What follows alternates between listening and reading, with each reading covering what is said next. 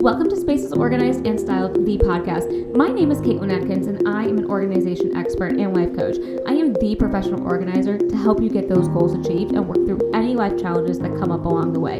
If you're wanting to declutter your home, your office, your schedule, or your life, then you have found the right place for you. In this podcast, I will share with you the tips, the tricks, and the processes to help you get organized, stay organized, and share some life wisdom along the way. Now let's get started. Hello, welcome back to day 4, National Declutter Awareness Week.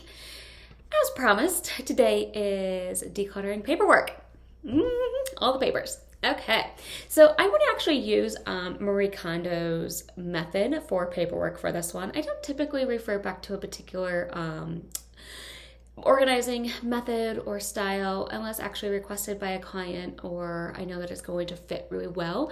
I may take like bits and pieces of something. However, Marie Kondo's method for decluttering paperwork is amazing. She actually has a really great method for this. It's something that I think that everybody can get behind. If they're not, they definitely should. Okay, so the first thing that you're obviously going to do, go around your home, your office, both, if you're working from home, and get every single little bit of paper. And I'm talking everything. Go even to that fridge and pick off all of the little bits and pieces of paper that you maybe have magnet onto your fridge. Pull them all down. Every single piece of paper that you have around your home. Start to recognize where you're keeping them. Do you keep papers in a drawer somewhere in the kitchen? Do you have a junk drawer? If you've been following me, you know there's no such thing as a junk drawer.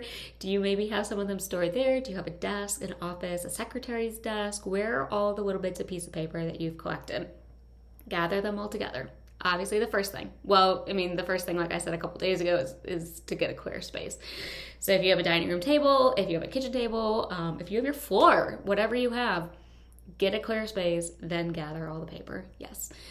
All right, so the next thing what we're going to do is obviously we're going to sort. I want you to sort your papers into 3 categories like Marie is asking us to do. These are papers that are currently in use. They need to be saved for a limited period of time. Or the third category is papers that need to be kept indefinitely. This is where we get a little bit tricky. Everybody's definition of papers that should be kept indefinitely are a little bit different. Let me bring some enlightenment to this. You're probably keeping too much papers. In fact, I know you are. Everybody is. We're all keeping too much paper. The papers that need to be kept indefinitely are papers such as certificates, birth certificates, IDs, and passports. Not a whole lot else. That's pretty much it.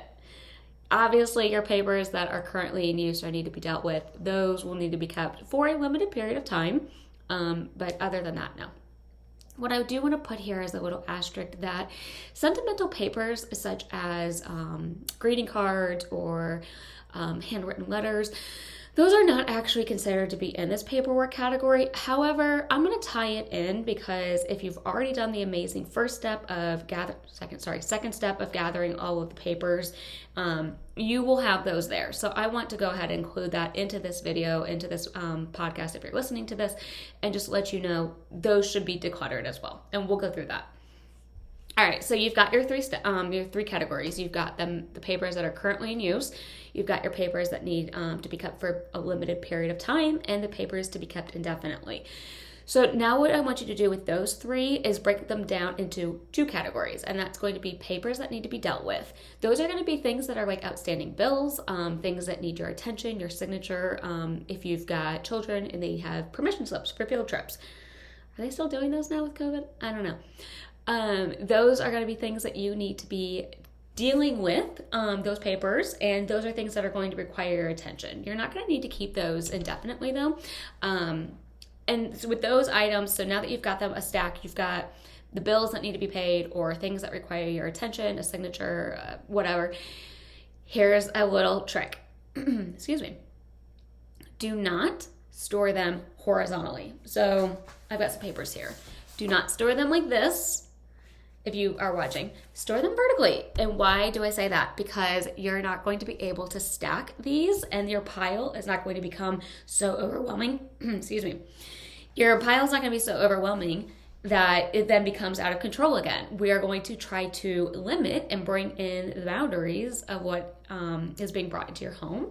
And so that way you're not having to declutter paperwork again and again and again. This is a one-time thing. Do it once. You're going to have paper clear for the rest of your life. Your whole life is going to be paper clear and ease. So keep all of your papers vertically stacked, and that's going to eliminate you having to pile them on top of each other. You're going to get to those things then. I just had a thought. Actually, I probably should have included that in yesterday's video, that we can actually schedule in that blocking time, like if you listened to yesterday, schedule in blocks to go back through your paperwork. So if you listened to yesterday and you're tracking your week, when you go to plan out your week, add in that little, I'm going to get through all the paperwork that needs to get looked at. Just thought of that. Great idea, Kate. Okay, so you've got your papers. They're stacked vertically. Those are the things that you need to get to. You've got your papers that are going to be saved. I want to just touch briefly upon the papers that you're probably keeping as you're going through the decluttering, that you're probably keeping that you actually don't need. And this might sting a little bit, but bear with me because it's going to make your life so much easier. Every bank letter that has come to you that is not personal to you, it doesn't have your bank account on it, bank number on it, account number, doesn't have any personal information for your bank. It's just a general, thank you for, being a patron of our bank. Thank you for having an account with us. Here's how you can extend your lifetime warranty or whatever they're trying to sell you, their life insurance policy or whatever they've got. Yeah, you don't really need that. In fact, you don't. So you can go ahead and shred that. If it's got your information on it, your name or address, and you don't feel comfortable throwing that away, you want to shred that, go ahead and shred that. Any manuals, you don't need them. You do not need manuals. I can find you any manual that you need. In fact, I won't, but you could. You could find any manual that you need online for almost anything. It could be digital copy. There's probably a digital copy. I know that there's digital copies of most things out there because I found them. However, if it's an appliance or something that is really old or something that you're maybe not sure if there's a digital manual out there, take a look, see. If not, I'm sure that there's also a paper copy. So the rule here typically is 20 with 20. If you can get something in 20 minutes, under $20, just go ahead and toss it. So if a manual is online, it's available, it's free, even if it's a small fee, you don't really need that paper copy anymore at home. So go ahead and toss those. Any course material. I myself am guilty of this. I am actually doing a course right now. I don't have a cover in my binder, but here's all my course material information. And as soon as this course is over with, I'm going to be scanning all of this information, all of my notes, all of my PowerPoint slides that I've printed out. And it's going to be scanned into my computer, and I'm not keeping any of this anymore. But be careful with that when you're scanning things and you're putting things into a digital file, that you're not just shifting the clutter. You're not shifting from now it's physical to now it's digital clutter. You've got to be really careful that these papers that you're scanning don't become digital clutter down the line. So I know that this course that I'm taking at the moment is something that I absolutely know I'm going to refer back to. It was also quite an investment. So I know that this is going to be something that I'm going to recommend to clients. It's something that I'm going to recommend to family and friends. There's going to be information in here that I will want to refer back to down the line. So for that reason, I know that I'm going to want to keep the course material from this. Most course material, though, you're not going to need. You think that you're going to go back and review it. We all do. We all think that course in college, we're going to go back and review the accounting methods. We're going to go back and review whatever it is we learned in, I don't know, whatever courses we took in college. You're not going to go back and look at it. So go ahead and just eliminate that from something that you're going to carry forward in life because you don't need it. Okay, so credit cards and bank statements.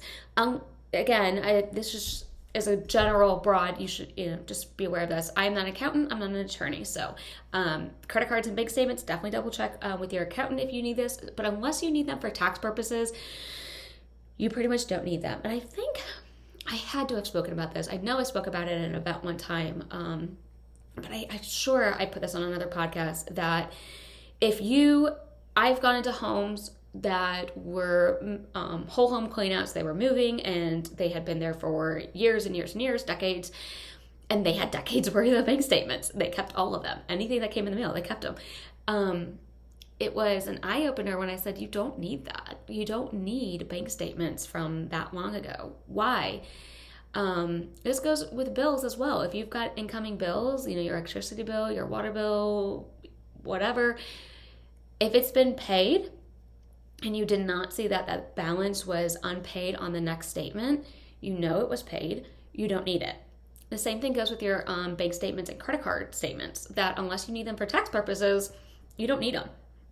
If for whatever reason down the line you said, I actually do need a bank statement from November of 2005, go back to the bank. Almost guaranteed they'd have it. I don't know how long they keep their records for, and this is why I feel like I've said this before because I'm having deja vu. If they're not keeping it, you don't need it, most likely.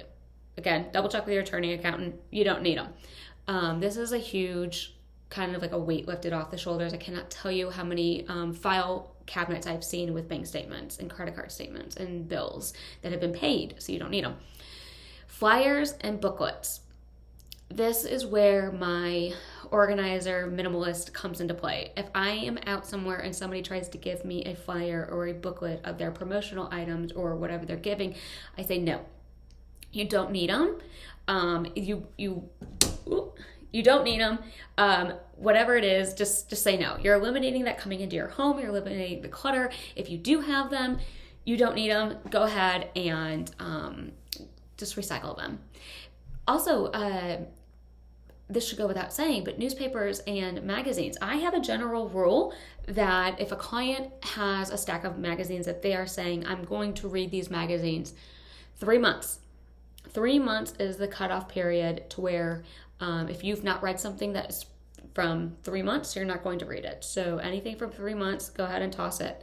If you've had magazines or newspapers that you have read, go ahead and recycle those as well. All right, this is where we get into a little bit of the trickier stuff. It's the greeting cards. And I want to say there was another podcast about this as well. So greeting cards are tricky. Handwritten notes are tricky. And why is this? Because we have sentimental ties with this. These are things that people had given us, that they put thought into it, that they handwrote. That's not really something that people do nowadays. You get the e-invites or, you get different greeting cards online. Love those. Don't keep those either, though. Make sure you delete those from your inbox. You don't need them. But the greeting cards, they're a little bit harder. You want to keep that sentimental value, especially if it's from somebody who is no longer in your life, if they've passed or they've moved on. That's a little bit harder to do. Here's what I'm going to recommend doing with the greeting cards. If it is a general happy birthday or a congratulations or whatever, and they did not put a long note in there, they just signed it, go ahead and get rid of that, unless it's the only one thing that you have from that particular person. So if it's the one card from a grandparent that they just signed their name, but they didn't, you don't have another one, okay, you can go ahead and keep that one. But in general, if you've got a bunch of them that's from your kids or if it's from your grandkids and they didn't put a note in there, go ahead and toss those ones, recycle them. It's going to be hard, but you're going to only be left with the ones that actually meant something to you and they actually put thought into them, into what they were saying. This is actually just a paper in general, and decluttering is really great for people who are concerned about what they're leaving their family with. If you go and into a home of somebody who has recently passed and they have a bunch of paperwork, it is going to be extremely difficult for the family to find the items that they need, find the account numbers, find the information, find the last will, all of those things. So go ahead and make it a little bit easier on anybody else who's going to have to go through those things later, and just do it now. Do it now with ruthless decluttering mindset that I do not want to leave my family with these things. And if you are somebody who had been left with your parents or family members or friends things, then you know the potential struggle that it is to go into a home and the grips of grief to find the items that you need in order to make the arrangements and to tie up any loose ends. So don't leave the next person with that. Go ahead and make it a little bit easier on them. Make it easier for them to find things. Make it easier for them to find the accounts that are still open, that you still have money in. Make it easier for them to find the greeting cards that actually have value in meeting and letters. Just it's a nice little gesture.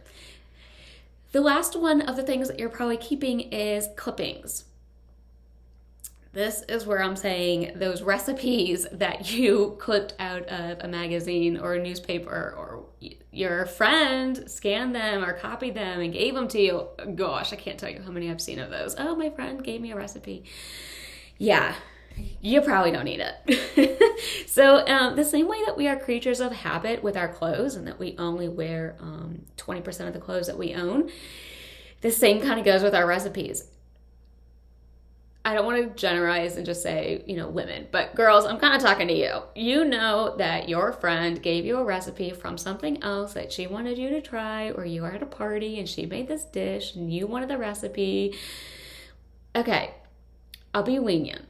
If you can make that recipe this week and you actually like it and enjoy it and you're going to include it in your rotation of meals, fine, keep it. But if you are not, toss that recipe. You don't need it, girl.